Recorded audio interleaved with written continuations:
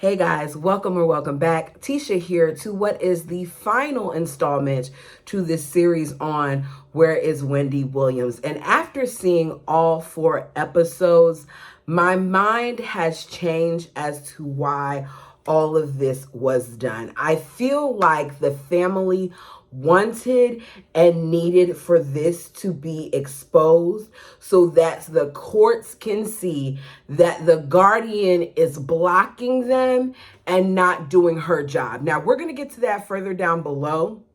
I'm going to take my time through this.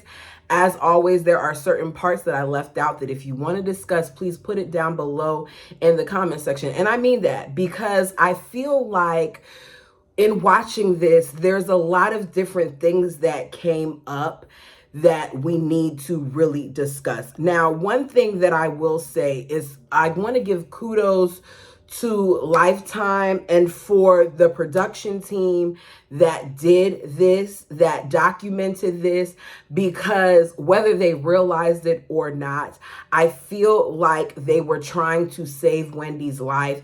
And with this now being out and people discussing it, they may have succeeded in what they did. So we began this episode with a visit from Black China. Now, she's known as Black China, but her real name is Angela, so I'm going to refer to her from Angela, as Angela is that at that, Lord goodness, and I'm not deleting it. I cannot talk.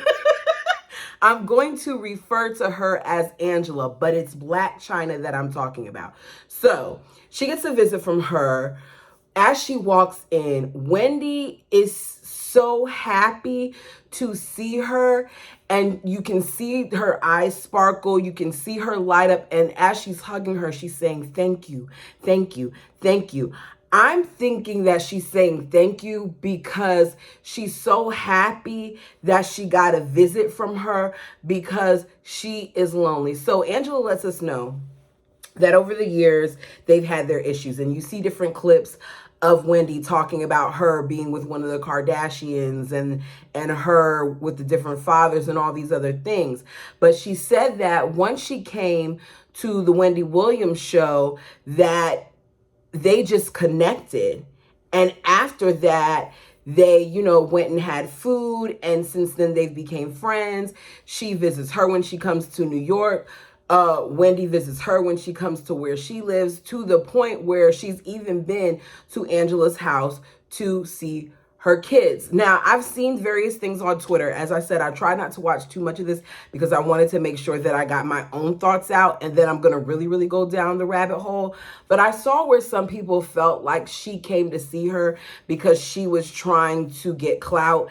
And I feel like that is the furthest thing from the truth. I do not believe that Angela came on this show or went to see Wendy because she was trying to get clout. I think that she saw what was going on, and she came out there because she legitimately loves and cares for Wendy. It was so obvious in their interaction. So Wendy lets Angela know that she wears 2 types of makeup. So she tells her, help me take off my shoe. She takes off her shoe, and then she takes off her wig.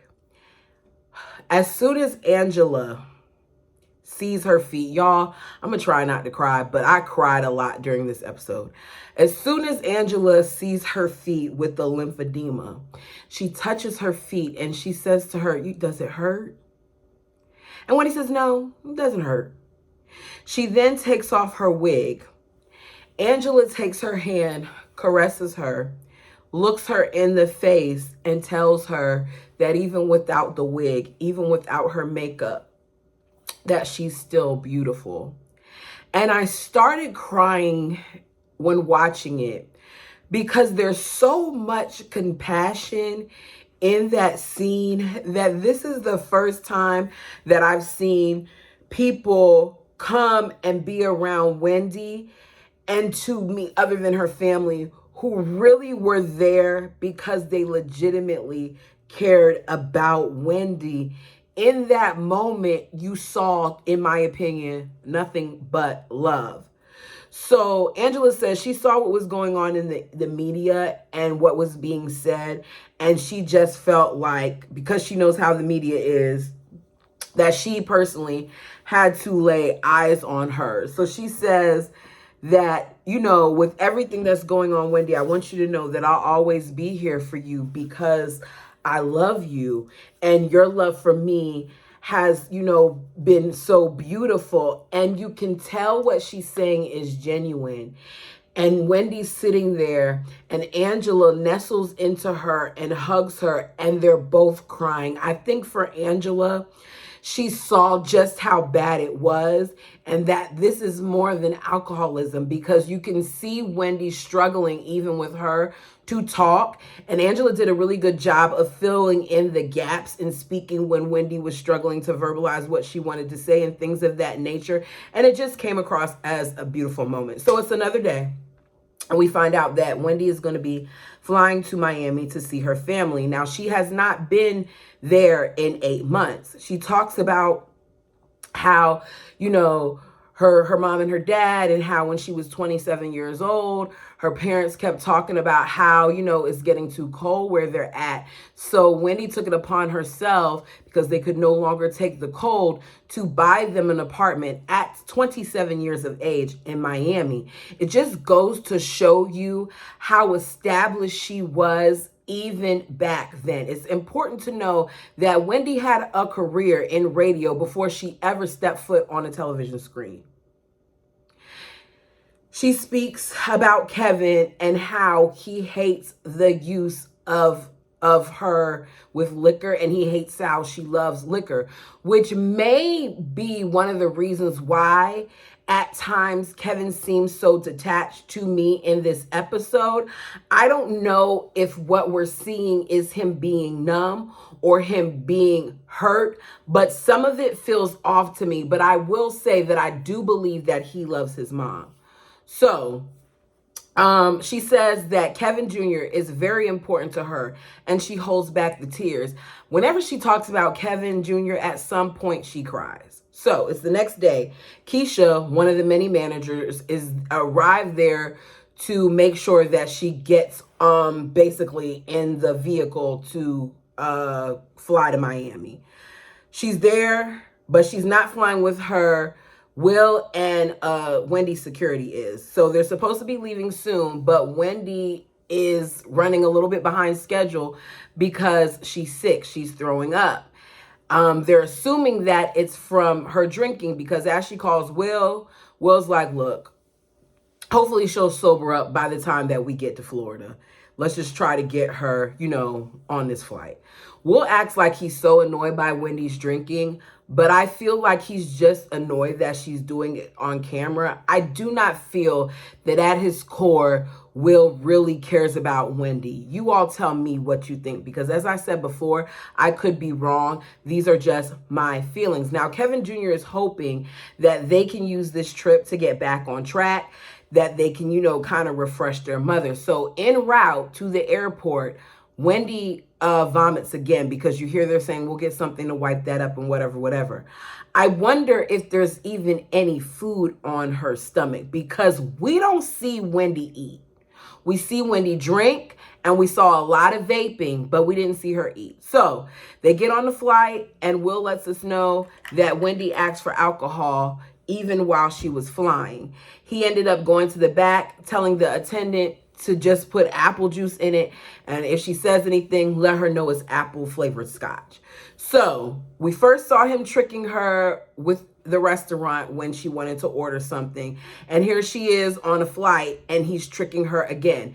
You can't tell me that there isn't a problem when you feel the need to keep on tricking her into believing that she's drinking or having something that she isn't. If it wasn't an issue, you would be able to do what her brother did when they met up later, and tell her, Wendy, I don't think that you need to drink anything.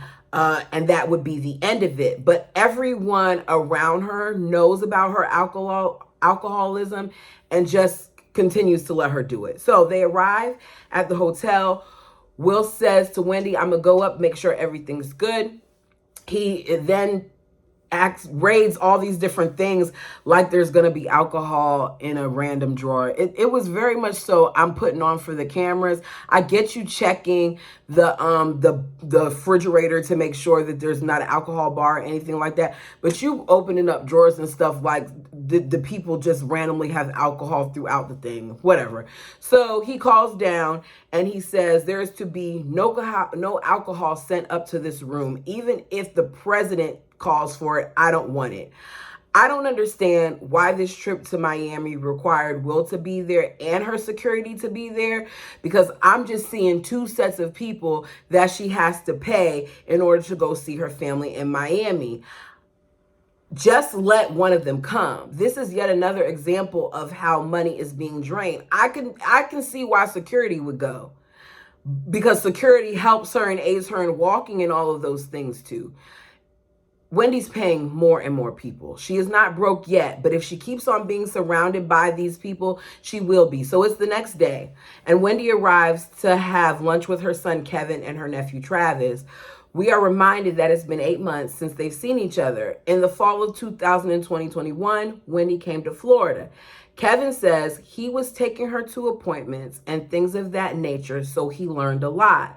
One of the things that he learned was that because of how much his mother is drinking, it has begun to affect her brain.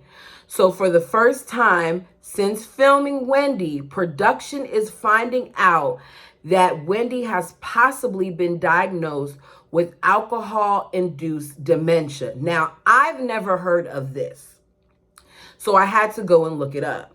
And this is what I saw. What is alcohol dementia? Alcohol-induced dementia is a type of dementia that results from heavy and prolonged abuse of alcohol.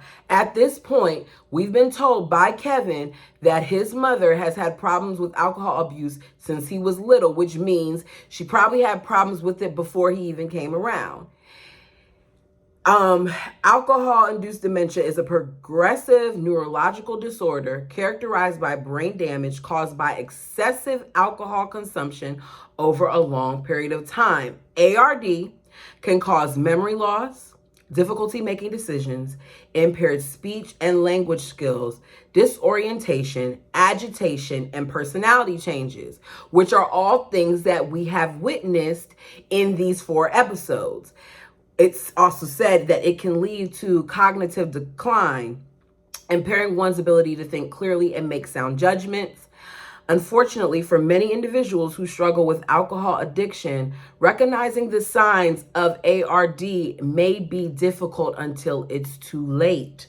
Some of the earliest alcohol-induced dementia symptoms include difficulty concentrating or finding words, forgetfulness, confusion, disorientation in unfamiliar places, personality changes, clumsiness, difficulty performing everyday tasks, impaired judgment. While ARD is a severe and life-threatening condition, it's important to remember that there is hope for recovery with the proper treatment and support. Now, that's important because currently Wendy has neither. When she was at home in Miami with her family, she may not have been getting the treatment, but she was getting the support. And now here she is in New York and she's getting neither, which means if they can get that liquor out her body, Wendy may not be in such a bad state. So we are reminded of how the family removed the alcohol, how she was working out and doing things to keep her busy. Travis, her nephew, says that the decision for her to originally come to the family was made by the family and the show, but it was only supposed to be for a short amount of time. So the show began to have an issue with Wendy staying for such a prolonged time. In my opinion, and you can let me know down below what yours is, I think that the show had an issue because they didn't really want to fix the problem. They wanted to put a Band-Aid on it because the show benefited off of Wendy. Knowing what we know now, you can't tell me that the people that she worked with didn't see that this woman was deteriorating. They put all these different clips and stuff of what was said in the tabloids about finding alcohol in towels and all these other things. So obviously there was a problem, but y'all don't want to talk about the problem until after she's gone. That's when you want to talk junk about the lady. I think back to the times on the show where she would forget people's people's names and Norman would feed it to her, which is something that they later showed us a clip of. That was a sign that something was going on. So the family wanted long-term recovery, and they felt that business should come second and health needed to be first, which any of us would completely agree with that. So Wendy did not go back to New York at that time until she was court ordered to, and then the family was removed from her care. They said on a little teleprompter thing that the producers of the Wendy Williams show refused to comment. I always take a look at people differently when it comes to these type of situations. You're telling me that she's worked with the producers of this show and this production team for over 13 years and they couldn't make a simple statement. In my eyes, they are guilty too. Wendy and Will are sitting there for almost an hour, because remember, they're at the restaurant waiting for Travis and Kevin. It's extremely disrespectful to me. Were they riding together? What is the reason why it's taking y'all so long to get there? Once Kevin arrives, he says that, he was at school. That's why he's so late. I don't understand then why Travis was late. Travis couldn't get there until you get there. Y'all had to arrive together, and that's not an excuse. If you knew you were going to be at school, call them and let them know to push back the time. But to sit there and having them wait there and your mother is in poor health, I think it's inconsiderate. I'm going to call it like I see it. You all know me. I'm not going to mince words when it comes to that. Right is right and wrong is wrong. Their interaction bothers me because Kevin walks in. You haven't seen your mother for a month. And all you do is grab her hands and you kiss her hands and you sit down. I would have been right behind my mom, hugging her neck, holding on to her, something. That's your first time seeing her in so long. You also see this other young man who hasn't seen his sick auntie in 8 months, and he gives her a handshake. I embrace people more at church when I haven't seen them for a week than these two did with their aunt and mother who they have not seen for 8 months. When my dad comes to see me, I can't run out of my house fast enough to give him a hug. It's weird that they didn't do that. But, who am I? Everybody's not affectionate. I just think it was kind of odd. I don't know if one of the reasons why they didn't embrace her was because they were disappointed in the way that she looked. That could have been one of the reasons. So I'll put that there. But I just feel like, okay, you should have given her a hug. So Wendy starts talking about how they're doing a podcast and how the podcast is going to give her and Will money. I think that's interesting that she felt the need to say that. You hear her, both Kevin and the nephew Travis, say that they can't get over how confused that Wendy seems and how skinny she is. So she's telling them all these ideas and it's all over the place while she's speaking to him. Travis says he's concerned because his aunt needs help, but she's running around with people who aren't helping and they just seem to want the money. And I agree with that. It's a new day. Wendy's niece, Alex, is there to visit her. This time, they hugged. The last time when we saw her go and visit her, they didn't embrace, but this time they did. But Wendy begins to talk about, being on TV in September and how she wants it to be the Wendy Hunter show, not the Wendy Williams show. And Alex is getting frustrated. Alex then lets us know that she found about the dementia through her family because Kevin was calling everybody once he found out. She says now looking back at things, she can see where there were little signs here and there of this problem, like something as simple as her aunt forgetting her birthday and things of that nature. So now Wendy's talking about, I believe it was, I can't remember if it was a media team, production team, some big people, some big time people, Morton and Ira, who said that, she could have this show and all these other things. And Alex is like, look, they said that there are certain things, certain criteria that's going to have to be checked off in terms of your health in order for that to happen. And she's talking to her about her health, her health, her health. And Wendy is annoyed by this conversation. So Wendy does what Wendy does, and she tries to shut Alex out by saying, I'm going to turn up the TV. I want to watch the TV. I'm going to turn up this TV and you can go watch TV over there, which frustrates Alex and kind of hurts her feelings. She does not like when Alex is around because Alex calls her out on her stuff, and Alex comes down on her and tells her the truth, and Wendy does not like the truth. So we later see Wendy arrive at her father's to see him. He's very happy to see her. Alex is there. She pulls out one of the scrapbooks that, they had, and they look through all these newspaper clippings and things like that her parents have collected over the years. And you can see he's proud of her, and he says he's always been proud of her and that he wants her around family. They talk about her mom, Shirley, that has since passed, and she cries because she misses her. And, her father says, even though I miss her too, she's in a better place. The cliche things that I hate that people sometimes say, just acknowledge the fact that she's hurting and she misses her mom. And I don't think Wendy ever really got a chance to deal with that grief because she was very much so about her parents. So Alex says that looking at her aunt, it's obvious that since the pandemic, the divorce, and losing her mother, that these things did not help her dementia. I don't think they did either. Being lonely does things to people. Depression is real, and that affecting your health is real too.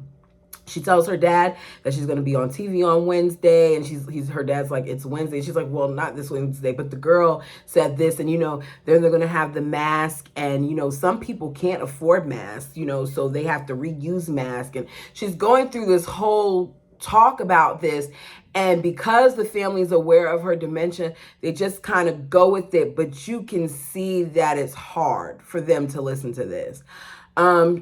She talks in circles. She tells him she's going to take off her wig, and then she has this really long wig, and she's going to sell it. It's so hard to see her like this. Tommy Sr., we see this later, and Tommy Jr. are really excited. That's about waiting to see Wendy. Her brother, as he's sitting there, wants to order another Manhattan, and his father says, no, you don't need it tonight. You know that your sister has an alcohol problem. Why would you want to drink anything around her? I would even go a step further to say, don't be in places where there are drinks. It seems drastic, but we're talking about your family member's life. Wendy arrives, scoots in to be closer to her dad, and she looks over to her brother, whose name is Tommy, and says, Kevin, I'm so glad you're able to be here. Which means she currently doesn't recognize that that's her brother. It also shows that something is wrong. And they show a clip of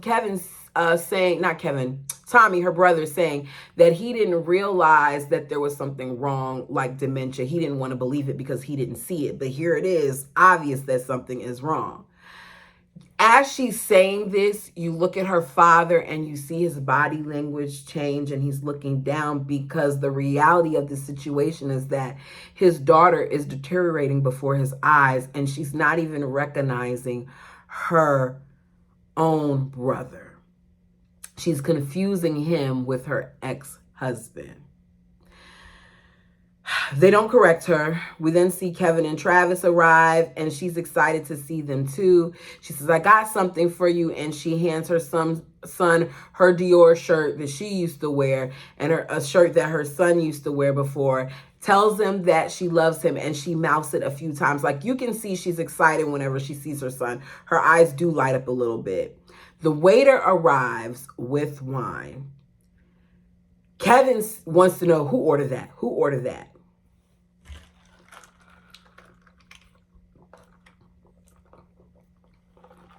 Ooh. Ooh. Ooh. This is from yesterday. And it still got a little kick. Cherry Sprite, anyone?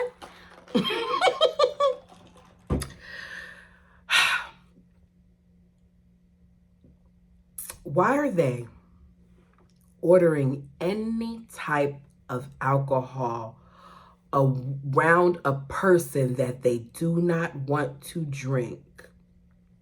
If you don't want... Sorry. I didn't mean to be that aggressive. If you do not want your family member to drink, then you don't get to drink either. It is that simple. Fight for your mother. Fight for your daughter, fight for your sister, fight with her so that she can do this. Don't drink around her and you got all these glasses of wine and stuff on the table. And then when she says, I want one, her brother's looking over there and saying, no, well, you can't have one because, alcohol is a problem for you and da-da-da-da-da.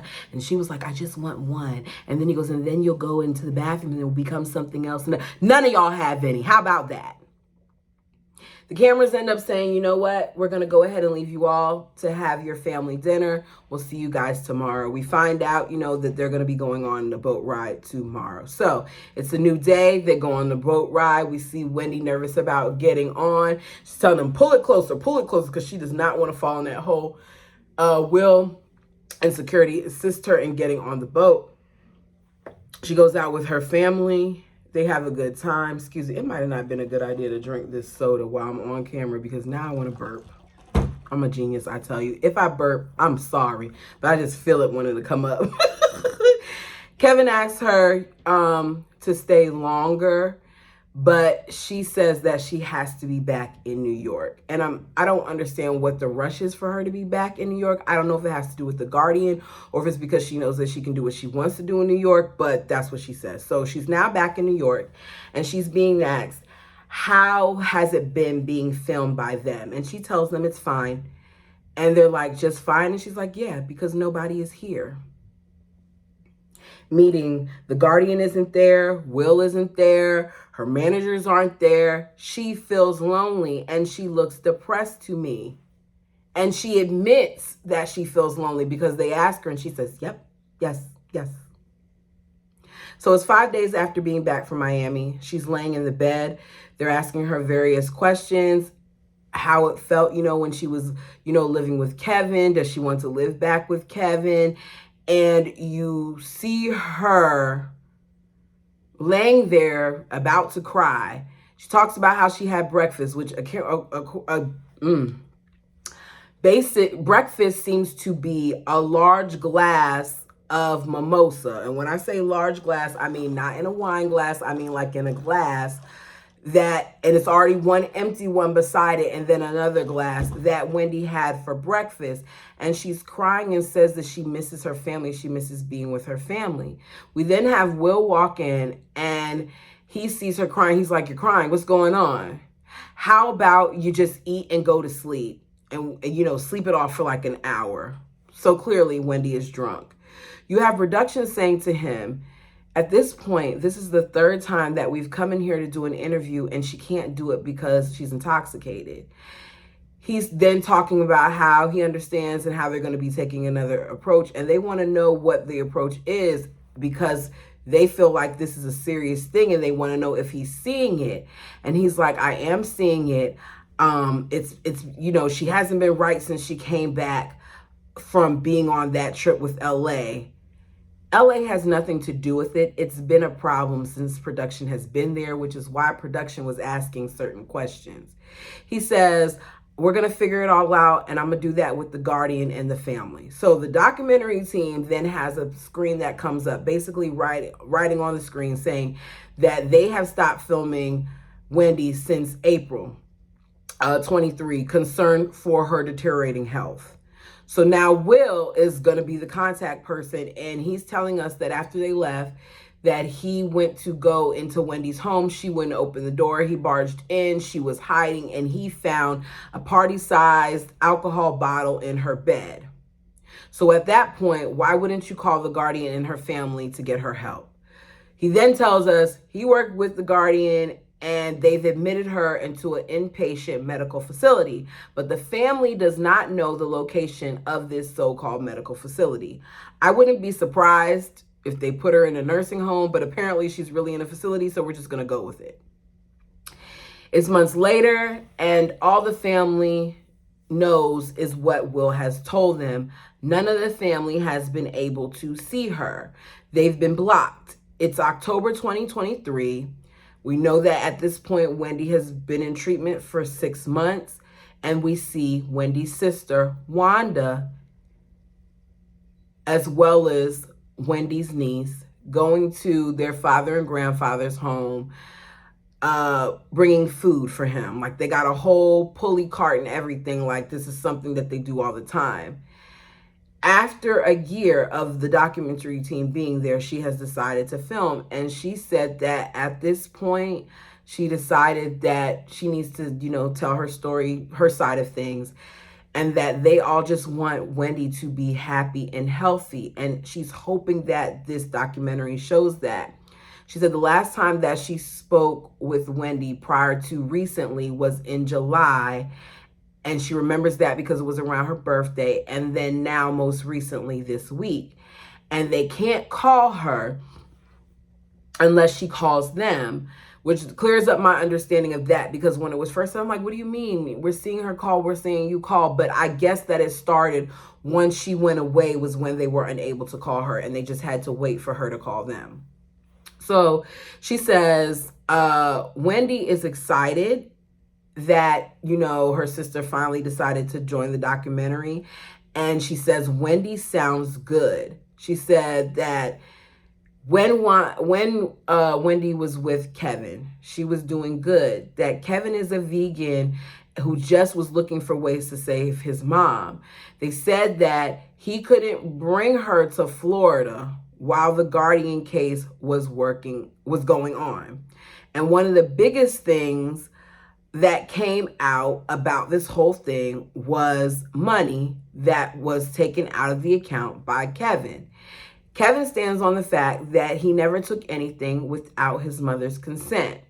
Looking at this documentary and watching how things have transpired and the way Wendy is, and listening to Kevin admittedly saying that Wendy would try to buy his love, I'm going to have to say that I believe him. And you all let me know what you think. But I don't think that Kevin did anything without consent of his mother. Now, in the beginning, I thought, oh, maybe he was probably giving some of that money to, his dad, or sneaking it off or whatever. But I feel like Kevin was not the only person that had access to that account, especially given all the people who are around her who are being paid. Wanda says when this process started, they were all contacted by the court. So she told them that she feels like Wendy needs someone with her at all times for at least the next few months to kind of get over the hump. And she was asked if she would be willing to do it. And she said yes. She said, I would do it, but I don't know, what it requires to be a guardian. They were like, you would just have to take some classes. She said, okay, I'll take them. But then there was a wall and she heard nothing. So she said, here I am. I open up my heart. They take that information and then they tell me that I'm not capable of being her guardian. So I'm interested in hearing all these different perspectives, and I'm listening to all of this, and it makes me want to have various discussions with members of my family, because I don't understand how this woman who seemingly has it together, who has her own career and all those things, because I remember when Wendy spoke about her before in the past, she said her sister loves her life and she's happy with her life and all those things. The good news is none of us have Wendy money, right? So I don't think a guardian will come and try to steal it. But these are conversations that we need to be having with our loved ones, because whether you have $5,000, $10,000, $20,000, even if all you got is $500, you need to put something in place to protect your assets, number one, and to also tell who you would like to be responsible for you should something happen to you. You have to have the tough conversations. I did not have some of these tough conversations in regards to my mother until my mother had a heart attack. And it is the hardest thing to sit there and talk about things like where life insurance policies are and what the codes to these things are and where this is at and how I have this amount of policies and this is for you and this is for my grandbaby and this is and hearing all those things.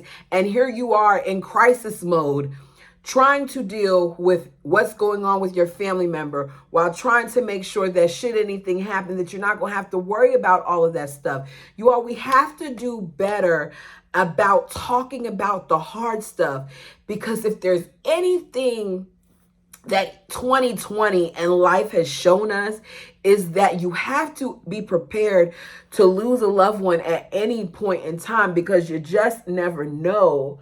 I look back at things that have happened in my life and people that have been lost.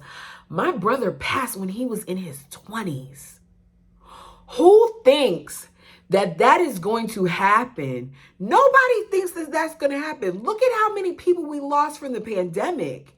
And here we are in this situation with this woman having these problems, and her family not only has to deal with that, but they have to deal with being put on a public stage where they're being ridiculed for how they handle the situation. And yes, there are things that I feel like they did wrong. But in watching this, it is clear to me that her family does love her. We find out that the family would go and fly out to see her. And as different family members were flying out to see her, that they saw the deterioration. Wanda told some of her observations, like the lymphedema and the memory loss and what was going on with her health and how it was spiraling. And she knew they saw it too, and nobody did anything about it. She said, for people to think that it is okay for my sister to be here conducting an interview, and she takes off her shoe and throws up her foot in front of the camera talking about her lymphedema, it is obvious that the guardianship is broken. And after watching this and reading some things for myself, I'm going to have to agree with Wanda. This is scary that the government can come in and appoint somebody who does not know or care about you to handle your affairs. Wendy's sister doesn't know where Wendy currently is. None of the family do. And they don't even know what's going on with her apartment in New York. We then get a pan of the production crew with Will following him into Wendy's apartment, and the apartment is empty because they're selling it. So the family didn't even know this. Now, she told them that she'd be moving to another space. Well, she told her niece that and all those things, but they didn't know all the details of it. This was already put in the works beforehand. Why is the guardian willing to work with Will and tell him things, but he's not willing to do that for the family? So we then meet Diane Dimond, who is the author of We're Here to Help When Guardianship Goes Wrong. She lets us know that she's investigated these type of situations involving the court system and guardianship for 8 years. And she's found that more and more judges are appointing professional guardians to take over someone's health. So we have the press making it sound like this family couldn't do it and this family's taking advantage of her and all these other things. And me personally, I wouldn't be surprised if it was a plant by the people surrounding her because they benefit from the family not being around her. Wendy calls. Denise answers. She's on speakerphone when she first talks to the niece, but when Wanda takes the phone, she takes her off speakerphone. You hear Wanda say, okay, you did that, okay. You should get a call from her. Just wait for her to call you back. Write down that you called. I'm going to assume that they're talking about the guardian. And now she's trying to reach out, but she's not answering, which does not surprise me because the guardian has not ever called for us to see and then block out her voice. They block out the guardian's name, but we haven't seen them have to block out the call. She says, document it, put it in your notebook, say no response, put the time and date and stuff like that. She gets off the phone, and while she's talking to her, her niece is smiling because this is all signs that Wendy is aware of things. So she says, Wanda does, that Wendy is now at a point where she's calling and she's asking her questions and advice. She feels like she's talking to the Wendy from years ago. She told her that she needs to be with their family. Wanda says that she has a resilience that is unmatched and that Wendy has dealt with attack after attack after attack, and yet she's still fighting, that she's her superhero. They come back from commercial break where you hear Wendy calling Will and saying that I just called to say hi, so Wanda is on board, and I'm really happy about that. Rather than continuing the conversation, Will cuts her off, says, "I'm filming. I'll call you back." I do not trust Will. And I need for the family not to trust him either. I want the family to use him because apparently he's the only person who has contact with the guardian. And once you all get what you want, which is for Wendy to be able to make her own decisions, drop that mofo. Like, drop him. He says he saw her 10 days ago at the facility and she looks natural. She's gained weight. She's sober and thinking about her future. She loves her son and she's bothered that she hasn't been able to see him. Her focus is on resting and seeing her family. But at this point, everything is a court decision. So her niece says that Wendy says her next step is to find out the next plan of action, which it has to be with the guardian. She wants to know when she will get out of the place where she's in because she's come to some conclusion. So her sister says Wendy now admits that she does forget things and she's seeing it. Kevin says he wants the family to have custody of his mom. You then hear the family saying they aren't perfect, but there is love and they are all in a better place than they were when this whole thing started. They want us to wonder how this could happen. They feel like the happy ending is going to come partially with this being public and that Wendy can go. They want her to be able to go to that hearing that we know is every year and be able to speak for herself because they feel like Wendy is in a much better place. We then get all these different clips where we hear them saying Wendy is the originator, that she's done it all and no one can do it like her. The documentary has pulled back the veil of what has been going on with her for the last 2 years. Kevin says that he'll always love her and wherever family is, that's where she needs to be. Alex says she's my aunt. She's my godmother. She's my second mom. How can I not be there to support her? And they do a little bit more talking and that is it. This was hard to watch.